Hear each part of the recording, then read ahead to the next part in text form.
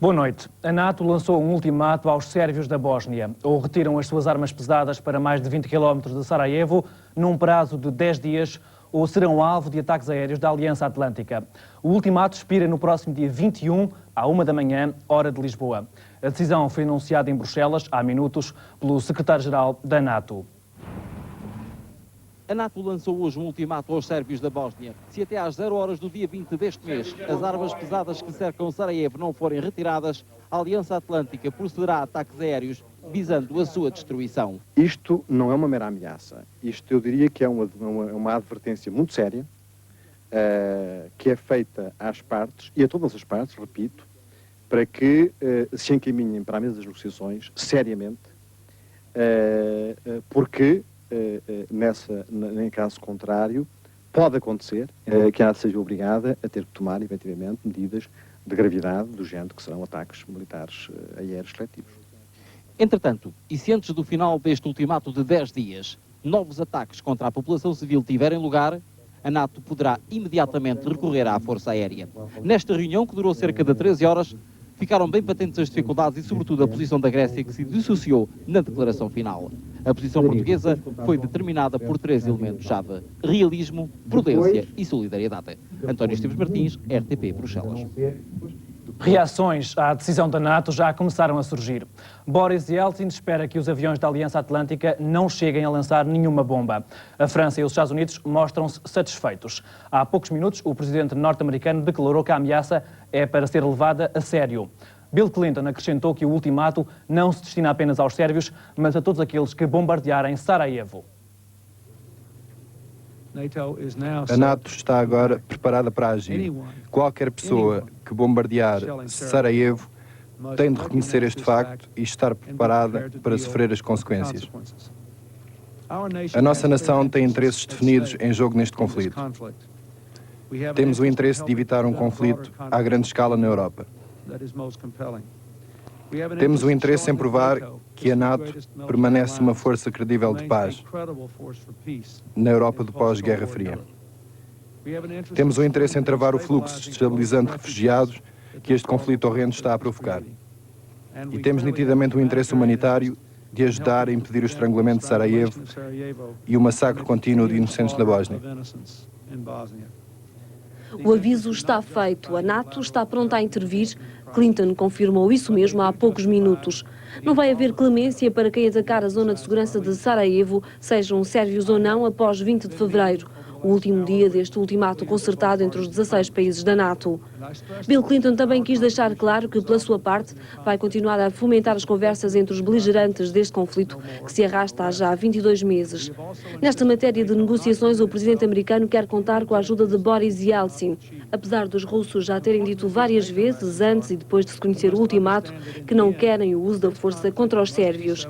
Yeltsin espera que nem uma bomba caia dos aviões com a estrela da Aliança Atlântica.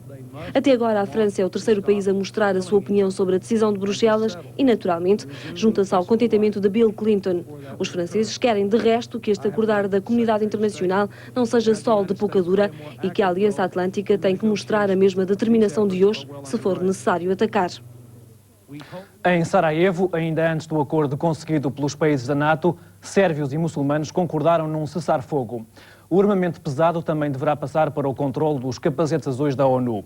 Mas o sentimento dominante é que este novo cessar-fogo vai ter o mesmo destino de todos os outros e ficar apenas no papel. Longe das negociações dos senhores da NATO, os senhores da guerra acordaram um novo cessar-fogo. Mais um, sob a mediação das forças da ONU.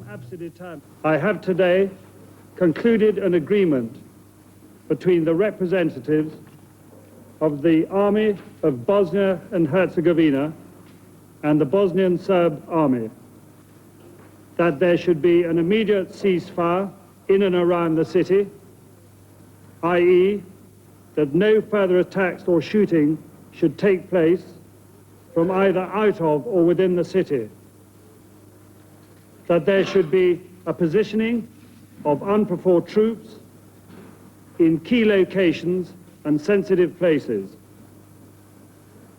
that there should be a monitoring and placing of all heavy weapons under UNPROFOR control. Um anúncio formal depois de dias de reuniões. O general Rose deixou ainda uma nota de esperança. This is perhaps the beginning of a process in a return to normalization for the people of Sarajevo. Talvez, disse o general, cautelas justificadas. Logo de seguida, o presidente bósnio vinha dizer que o comunicado do homem da ONU não fora correto e deu a sua versão. Dogovoren je prekid vatre sutra za 12 sati. We did agree for the ceasefire starting tomorrow from 12 o'clock. S tim da počne povlačenje da tada od 12 sati u narednih 5 dana počne i nastavi se faza povlačenja srpskog teškog naoružanja i njihovog stavljanja pod. A FORPRONU apressou-se a desmentir, diz que não houve qualquer acordo sobre prazos ou locais concretos da atuação das suas forças. E neste jogo do mente e desmente, o cessar-fogo parece mais precário que nunca. O próprio governo bósnio está dividido. This is just tactics that Serbs are using for the last 22 months. So basically everything depends on NATO. A NATO essa já se decidiu. Amanhã as três partes em conflito na Bósnia voltam a reunir-se em Genebra. Os sérvios já anunciaram que vão pôr condições para a retirada de armamento de Sarajevo. Croatas e muçulmanos vão de certo fazer o mesmo. Reuniões de rotina, a guerra parece longe do fim. Médio Oriente, já existe acordo entre Israel e a OLP sobre questões de segurança na faixa de Gaza e em Jericó. O documento foi assinado esta noite no Cairo por Shimon Peres e Yasser Arafat. É menos um obstáculo para que comece finalmente a retirada israelita dos territórios árabes ocupados. –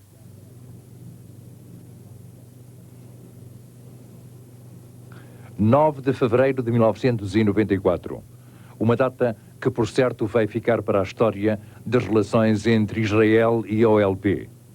Após mais uma série de árduas negociações, Yasser Arafat pela OLP e Shimon Peres por Israel assinaram esta noite no Cairo os princípios que definem como e quando os israelitas vão retirar dos territórios árabes ocupados de Jericó e Gaza.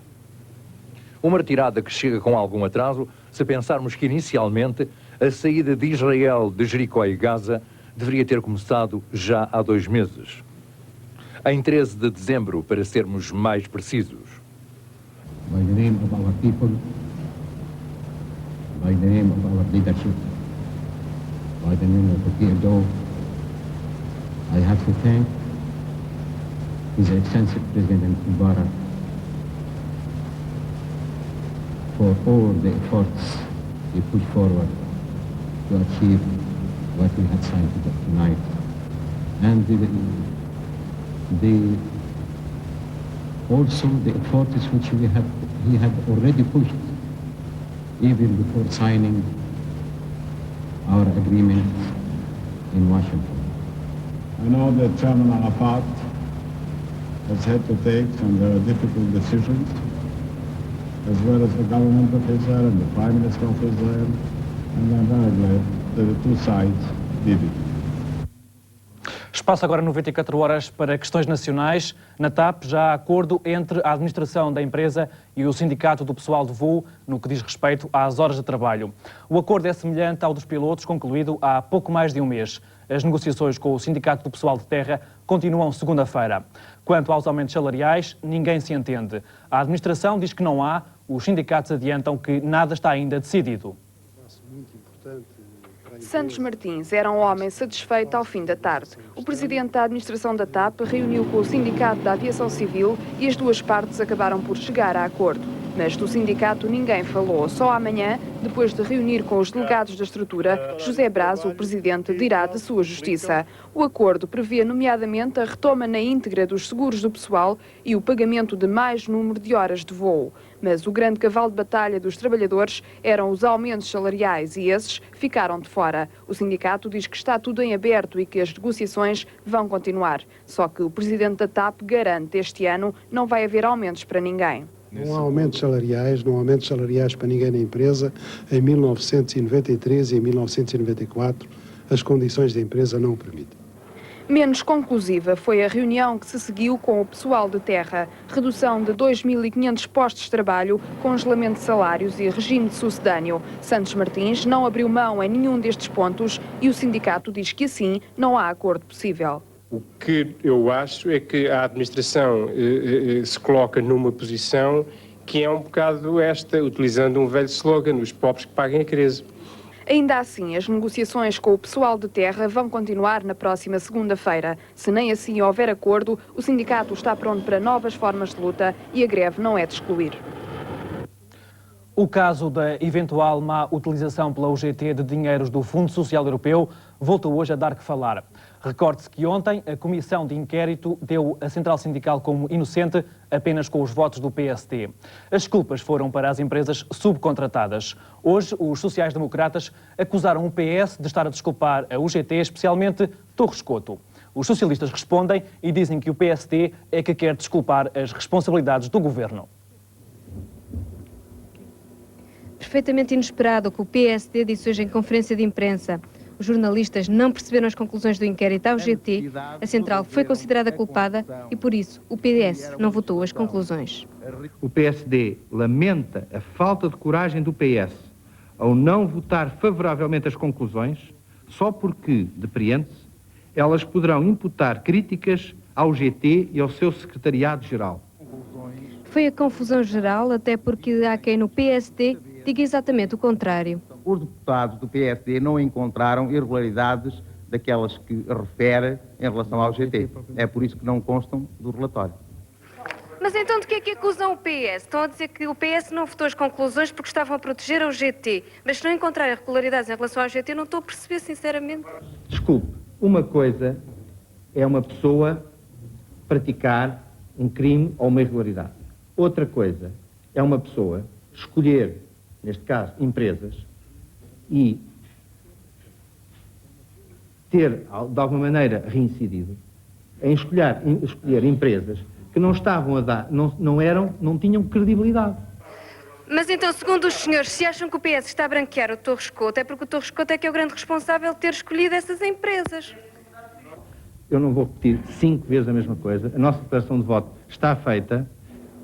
Neste momento, à esquerda de Carpe, um deputado do PSD, cansado de tantas perguntas, sai da sala. Os outros seguiram-no a seguir, mas pouco depois o PS falava da falta de bom senso do PSD. O PSD votou na Comissão que não havia qualquer responsabilidade, quer da UGT, quer do Governo. Então, para si é nítido que há aqui uma alteração de... O comunicado hoje do PSD é totalmente incompreensível, porque significa uma reviravolta total em 24 horas. Vamos ver se amanhã o PSD não volta a mudar de posição. Guerrilha entre PSD e PS, que hoje voltaram a não estar de acordo. Na Assembleia da República foi apenas com os votos sociais-democratas que foram aprovadas alterações aos 4 diplomas chumbados pelo Tribunal Constitucional em agosto. Em causa, a Lei do Segredo de Estado, a Lei Anticorrupção, o Estatuto dos Magistrados e a Lei Orgânica do Tribunal de Contas. O PSD recusou todas as alterações propostas pela oposição, apenas aceitou as suas próprias sugestões. Demorou mais de 1 hora a votação das alterações às leis chumbadas pelo Tribunal Constitucional. Votadas uma a uma, sem consenso, como era previsível depois da discussão da tarde. Todos os partidos relembraram as suas posições sobre a Lei de Segredo de Estado, os Estatutos dos Magistrados, o Tribunal de Contas e a Anticorrupção. Nenhuma alteração, nenhuma novidade. O PSD, como já se sabia, deixou cair tudo o que foi considerado inconstitucional, menos o pré-inquérito à Polícia Judiciária da Lei Anticorrupção. E foi exatamente por causa dessa lei que o PSD decidiu atacar violentamente o Tribunal Constitucional. Não esconderemos alguma discordância de caráter intelectual quanto ao mesmo acórdão do Tribunal Constitucional.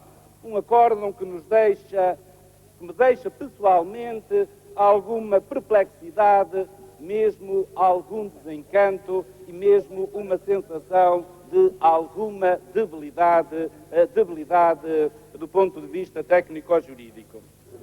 Foi a nota divergente numa sessão sem surpresas, como se já todos estivessem habituados à ideia de que os diplomas passariam. Agora para a Comissão, depois se verá em votação final global. Os funcionários públicos ainda não sabem se vão ter ou não tolerância de ponto na terça-feira de Carnaval. O Governo toma a decisão amanhã em Conselho de Ministros. Foi o Primeiro-Ministro quem o disse em Matosinhos, onde foi anunciar dinheiro para o programa de erradicação das barracas. É o primeiro assunto na síntese do 24 Horas. Cavaco em Matosinhos foi ver as ilhas e encontrou um mar de carências. A habitação é uma causa nacional, disse o Primeiro-Ministro nesta incursão por um bairro de barracas. E para salvar as imagens de miséria, nada como anunciar um volumoso investimento. 30 milhões de contos é quanto a Câmara e o Governo, a meias, vão aplicar na construção de 4.000 habitações sociais no Conselho. Quanto à tolerância de ponto no Carnaval, é que Cavaco ainda nada decidiu. O assunto vai amanhã a Conselho de Ministros. Presos das FP25, a greve de fome vai continuar. Hoje, Laborinho Lúcio assinou com uma proposta: conceder regime de prisão aberta se os reclusos pararem a greve. Mas de Caxias a resposta não se fez esperar. Os presos querem a saber quantos anos mais vão ter de cumprir. A Comissão de Solidariedade reuniu com o Ministro da Justiça, mas saiu pouco otimista. Caso da hemodiálise de Évora, os relatórios das autópsias às vítimas deverão chegar à Procuradoria-Geral da República no prazo de uma semana. A conclusão dos últimos relatórios tem tardado, muitas análises tiveram de ser repetidas, mas agora o Instituto de Medicina Legal garante que tudo deverá estar concluído dentro de dias. Nomeações para os Oscars de Hollywood poderá ser desta que Steven Spielberg é premiado com a estatueta da Academia. O seu filme Schindler's List obteve 12 nomeações, a par de outras 3 para Parque Jurássico. O Piano é o segundo filme da lista, recebeu 8 nomeações. Holly Hunter é candidata ao Oscar. Para melhor ator surge à cabeça o nome de Tom Hanks no filme Philadelphia. And the winner is, há que esperar até 21 de março. O Sporting já está nos quartos de final da Taça de Portugal em futebol. Esta noite venceu em Alvalade o Vitória de Setúbal por 2-1.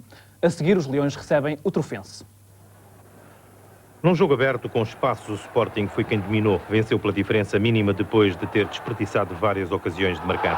O primeiro golo foi apontado por Balakov, com o seu pé esquerdo, um bom remate cruzado a bater Zé Carlos.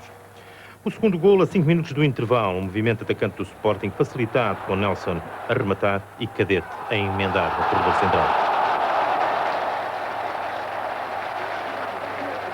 Cadete oportuno no eixo do ataque a fazer o desvio vitorioso. Na segunda parte, o Vitória de Setúbal aos 80 minutos reduziu a diferença, as responsabilidades da defesa leonina, que deu espaço e tempo para os sadinos jogarem à vontade dentro da área de rigor. Cessei de calcanhar direito fixou o resultado final do jogo, assustando os Leões nos últimos 10 minutos da partida.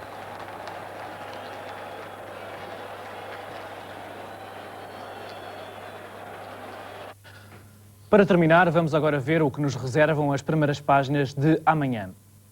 O Jornal de Notícias escolhe a promessa de Cavaco Silva que, em 4 anos, vão acabar as barracas na região do Porto. O 1º de janeiro também optou pela visita de Cavaco e titula em Campanha pelo Norte. O mesmo tema no Comércio do Porto, que destaca a inauguração do último troço da autoestrada Porto-Braga a 15 de março. O Público escolheu como tema principal o ultimato que a NATO lançou aos sérvios. Este jornal diz ainda que Cavaco Silva vai acabar por dar o Carnaval.